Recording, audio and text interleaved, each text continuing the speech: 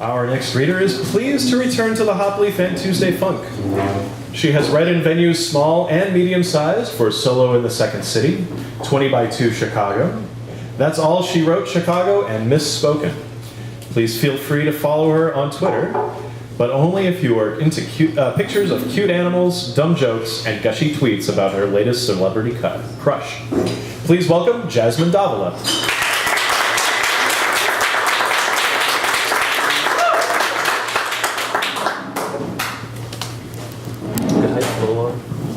Thank you. Before I start, I thought you all should know that I went to the dentist a few hours ago, so if I sound like I'm slurring it's because I am.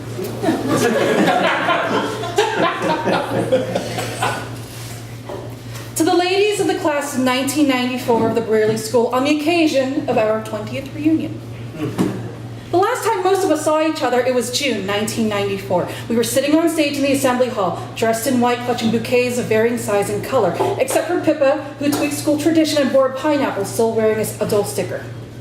We each rose as Mrs. Halpert read our names aloud and the names of the colleges we'd be attending in the fall. When we were all standing, looking like debutantes or brides, Mrs. Halpert swept her arms at us and led our families, faculty, staff, and the rest of the upper school in hearty applause that reduced many of us to tears.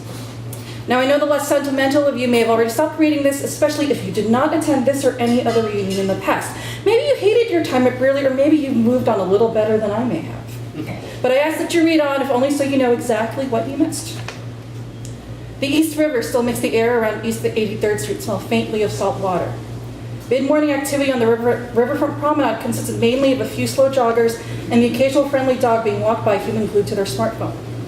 The doors of the school are still red with large panes of glass, and the receptionist still has to buzz you into the lobby. Now, morning tours were not due to start until 10:45, and having arrived at 10 o'clock, I found myself loitering in the lobby, much like I did on the very first day of 7th grade, wondering where I, was supposed to be. Class mother sold souvenir t-shirts, mugs, bundles of white pencils tied up with red ribbon, and canvas totes monogrammed with the school seal. If it had a beaver, our beloved mascot, on it, I bought it. After collecting my name tag, which was, of course, festooned with an illustrated beaver in a lower school uniform smock, I fell in with members of the class of 1959, who pulled me into an elevator bound for the 12th floor where our tour began. The ladies of the class of 1959 wore their hair large and round, with expensive-looking handbags on the crooks of their arms.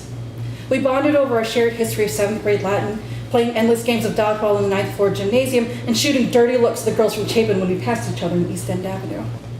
What was once the senior class homeroom on the 7th floor is now a craft studio. The view of Roosevelt Island and Queens just beyond it remained the same, however.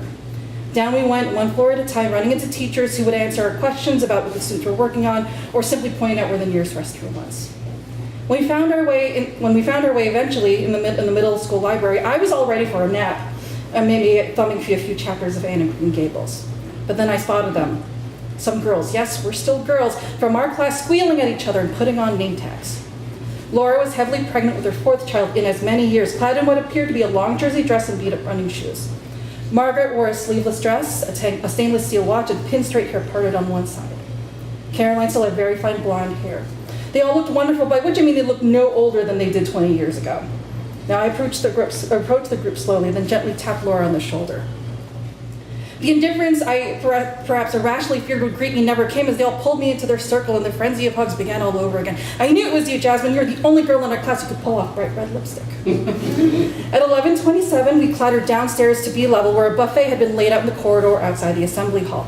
After explaining the quinoa to some of the older alumni filling their plates, we found our seats at a round table set with tulips and pitchers of ice water. Portraits of headmistresses from the past 130 years peered down at us as we steadfastly refused to settle down to let the speeches begin on time, preferring instead to gossip and drink white wine. Now, it's true that since 1994, we have received quarterly bulletins devouring the class note section where the bragging notes we sent in about ourselves over the years are published. Simple, humble notes like, "Greetings, fellow Beavers. I'm happy to announce that as of last fall, I am Mrs. Philip Brewster III. Trip and I wed in a modest ceremony at my grandmother Cabot's estate in Newport in the company of 250 of our nearest and dearest." Now, you may recall that Trip and I first became acquainted at a 7th grade afternoon dance at St. Bernard's. We reconnected when I found myself at Radcliffe and he at Harvard, getting engaged in the quadrangle named after his great-great-great-grandfather. In my bridal party with my little sisters Dory and Tick, as well as our dear old friend Gwyneth Paltrow from Spence class of 1991, and one of the Kennedy girls who left after 8th grade to go to a progressive school in Maine. Tripp was made a partner at the firm from which his father just retired, and I am hard at work decorating the modest apartment we just scooped up on the Verdon Park. So lunch was spent talking about the more mundane but no less wonderful things, like who was moving back to the city, who else besides Laura was pregnant, did anybody else have a school enrolled in the lower school, enrolled at the lower school? How many of our formerly blue-blooded classmates had finally left the Upper East Side to move to that mysterious borough of Brooklyn? And was that really Sabrina, the high school party girl who was profiled in the business section of the New York Times? The speeches from the classes of 1964 and 1989 were humorous and maybe just a touch too long. Both of them extolling the value of a Brearley education beyond the boundaries of the school walls. We tried not to chatter too loudly when staff and alumni awards were announced, and clapped when the current headmistress updated us on improvements to the facilities. We were also reminded that tickets to the school benefit starring a celebrity parent were long ago sold out, so we could not take it upon ourselves to look her up in the school director to beg her for extras. After school, we stood for a school photograph to be published in the fall bulletin. I hid behind Laura's stomach so nobody could see how much weight I'd gained or hair I'd lost. Instead of spending that afternoon in a special alumni class on one of Shakespeare's minor plays, or talking about women in the environment or women in publishing, Amina and I, we left the school grounds, went to a mediocre Japanese restaurant in 82nd and 3rd and got shit-faced. Now, she wanted me to tell you that she was sorry to have missed the class cocktail party at Persephone's mother's apartment, but Amina spends every weekend upstate with her husband and their 2 rescued pit bulls, and not even as something as monumental as a 23 reunion could change her mind. And to be perfectly honest, she confessed to feeling overwhelmed by lunch. All those ladies and the salmon and the old teachers reminded us of all the dumb things we said in their classes. Now, neither Amina nor I were lifers, girls who had attended the school from kindergarten through 12th grade. So we remembered that what our lives had been like when we attended underfunded public school before that. We weren't Brearley born or Brearley bred, but I suppose like the old chant goes that when we die, we will be Brearley dead. Brearley dead, what does that even mean? Does that... That wasn't one of the questions I put to the older alumni on the line from Quinoa, just putting it out there. Amina told me that she's involved with the school more than she thought she would be. She volunteers her time at the Society for Black and Hispanic Alumni, reaching out to those students who need help with internships, college applications, things like that. She wasn't particularly looking forward to lunch until she saw me there, half-heartedly munching on the crudité and getting salad dressing on my shirt. She realized if there was anybody she wanted to spend a boozy afternoon with dishing about the past, it was me.